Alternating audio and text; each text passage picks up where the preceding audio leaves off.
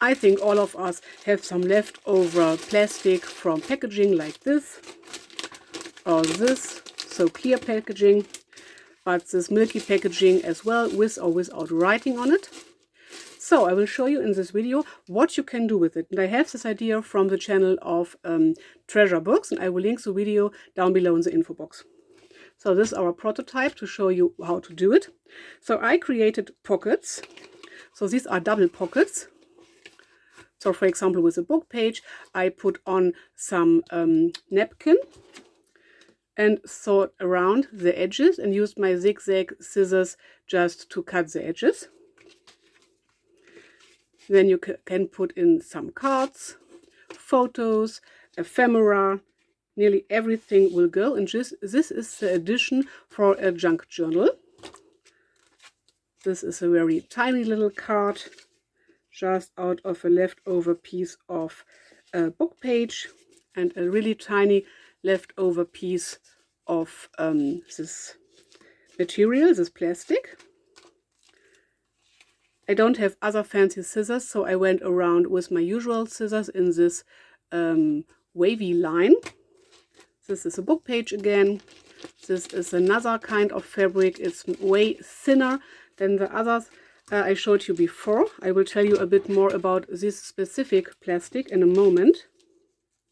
So these are just packagings, and you have two pages, not two pages, two pockets, one on every side, and the book page or the scrapbooking paper you put in the middle will divide the pocket into these two sections. And I did something fancy like this. So it's a double pocket, which is doubled up on the front and the back, or something like this, a more narrower or smaller one and a wider one. I did really tiny little pockets like these, and they all are double-sided. This is some leftover from some fuzzy cuts, and this is the cover of the fuzzy cut book. I did not want to throw it away, I wanted to reuse it. And I stamped on the white backing. I did top loading pockets and side loading pockets. This is just, oh, these are two of the same. This is just some scrapbooking paper, and I used my zigzag scissors again, same for here. This is non-directional, so you can use this as a top loading pocket or as a side loading pocket, even as a pocket from this way. But when you put it in your journal, it can the things you put in can fall out, or you have to use some paper clips to protect it. So I did really many of these pockets, so let me show you. For example, this is some of this a bit more milky plastic. I think it came out very cool. You just have to figure out which of your plastics are stable enough to use them for these projects, so that they can stand the sewing part. Here I went, my sewing machine went a bit wild, or my plastic was not flattened out really good, but I like it anyway.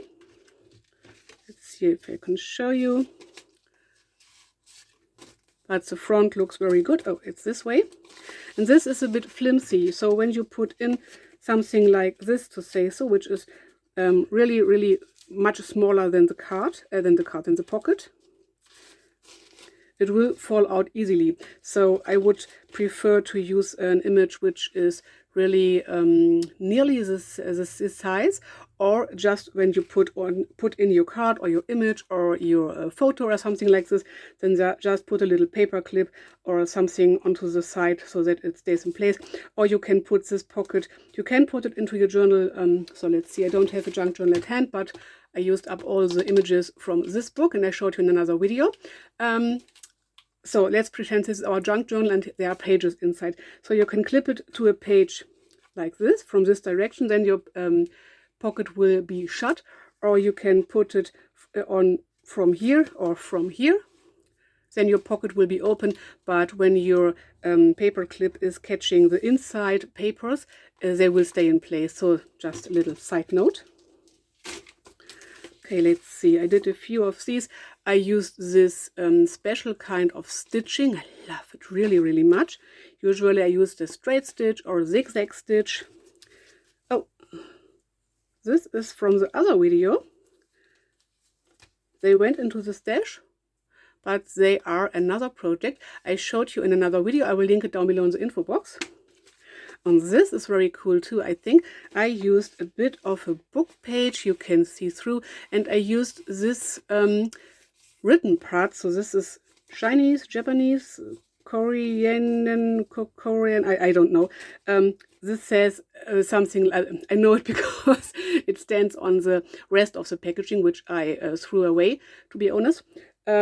But I like this as a shape or as a pattern, to say so. And this says something like, don't let your baby stay with plastic bags, and so on. So like these warnings you have on the plastic bags. I think it looks really, really cool when you put something in here and you have this pattern. So side loading pockets, top loading pockets, and so on and so on. I created many, many, many of these in the last few days. Okay, now let's put all these examples to aside.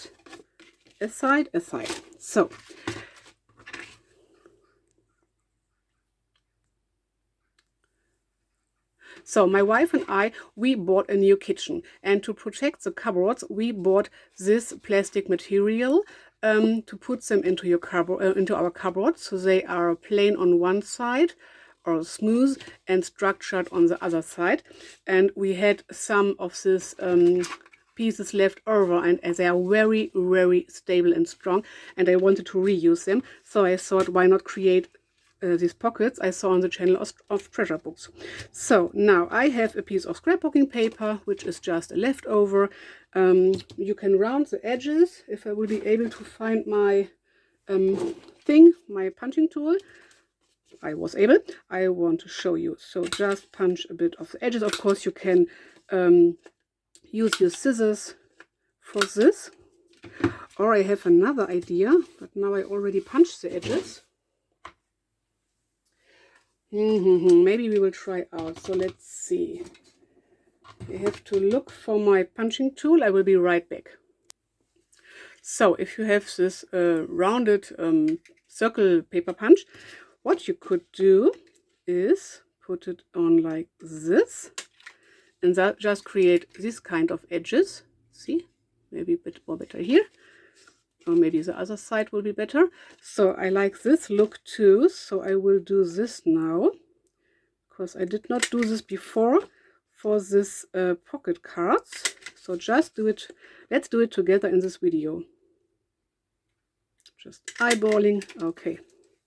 These are very cool. If you are really, really crazy, you can use these as a kind of confetti or something to glue them on other projects, but I will just throw them away. Yes, I can do it. Sometimes I can. Okay, I want to ink the edges in some pink. Just using my inking tool and the leftover ink, which is already on this brush inking tool thing, and not brush, sponge. Just ink the edges so that they look not so white and not so cut. So I want to use this structured side as my outsides. So now you just put on your card, sandwich it in these two pieces of a plastic sheet. So if you have a long plastic sheet, you can just fold it over, leave a bit space here, a little bit of space here, maybe a centimeter or so for your sewing. I did this with a few of my pockets and then cut it apart. So this is another thing you can do. Okay, now I have to decide from which side I want it to be loaded. I think I want it to be a usual top loading pocket. Now I will take this to my sewing machine. I will leave this part open. So I will just sew around these edges here with straight stitch, zigzag. You can go right to here. You can go over the edges. Just don't sew right outside of your paper. So when you do this, you have a plastic pocket, but your paper will be removable. And we want this to be our divider and to stay in place. So I will just sew into the paper, into the plastic, maybe a bit over the edge. We will see. And I will start over here and go all around 3 sides. And then I will be right back. So all thrown around. I don't know if you can see it so well, maybe better on here, because I used a light green thread. This was in my machine, and I used this bit of a decorative stitch again. I think it left one stitch and I had a bit issue with the edges, but it will stay in place, so it's totally fine for me. It does not have to be perfect. So when you cut the edges and you are not sure if your zigzag scissors or your pinking shears will get right through this material, because this is a really thick plastic, not as this thin plastic, but the thin plastics, I have to tell you, my pinking shears ran into issues, so I used just my regular scissors, cut it off straight or in these wavy lines. But if you are not sure, just don't start at the edge, but on some leftover material you will throw away anyway. So this went through it very well. So I will cut it off. Don't cut into your stitches, then they will unravel. Otherwise they won't unravel. I think I will show you on this side. Maybe this is a bit better visible.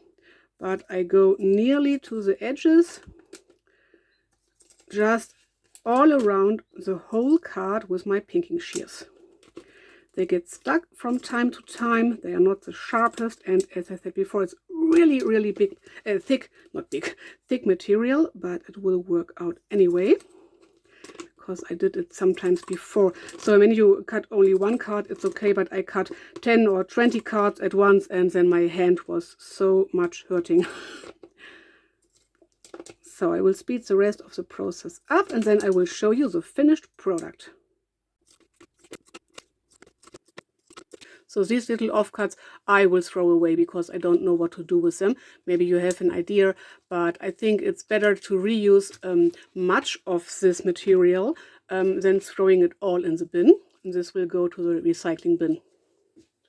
So I don't buy plastic to craft with it, but if I have it left over from some things I purchased, or sometimes a friend of mine give me some of her leftover plastic, then I try to reuse them. So this is our finished product.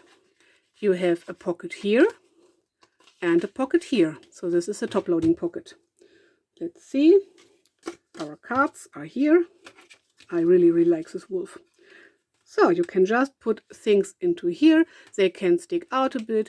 They can be very small and just go right to the bottom. They can be large and tall. It doesn't matter. You just do what you want. And this is a cool addition for your junk journals. So I have one last thing I wanted to show you. So this pocket. Something went wrong. Here. My sewing machine went really right. I don't know why. Usually it goes through very well. But I wanted to reuse this because I like this image. And I like this a bit flimsy but milky plastic. So I just went around again with straight stitch. Yeah, I know. I changed the straight stitch to the zigzag stitch and again back to the straight stitch, and this does not work out. But I thought, okay, maybe I can reuse it like this. And we will find out together in this video if I will if I can save this card. And I already know, because of my experience, that my pinking shears will not go through this really thin fabric. So it looks like they will go really through really good, but then they, okay, they go through very well. Maybe I will try it again. I ran into some issues with the other plastics, so they got stuck very hard. But maybe it will work out this time. So let's just see. So something like this happened all the way when I tried to cut. Okay, don't know if you can see it, but I feel it gets stuck really hard, so I don't want to use it. I will just use my scissors, my regular scissors, of course, which are not the sharpest too, and I will cut off the stitches that went wild, just like so. Maybe this is a bit sharper. Okay.